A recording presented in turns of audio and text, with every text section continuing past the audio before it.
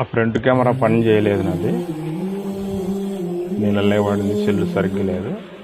అయినా నా కొడుక్కి ఒక సందేశం చెప్దామనిపించి చెప్దామనుకున్నాను. కాకపోతే ప్రతి ఒక్క బిడ్డ నా బిడ్డగా భావించి అందరి జీవితాలు బాగుపడాలని నా తపన, నా తాపత్రయం. ఏదైనా కానీ చదువుతోనే సాధ్యము. ఆ చదువు ఎలా చదవాలి అంటే, అందరూ నిద్రపోయాక నువ్వు తిప్పేసే పేజీల శబ్దం నువ్వు గెలిచిన తర్వాత అందరూ కొట్టే చప్పట్లు కావాలి. అంతేగాని నాకు రాత రాసిండల్లా, నా నుదుటి మీద గీత ఉండాలంటే నేను నమ్మను.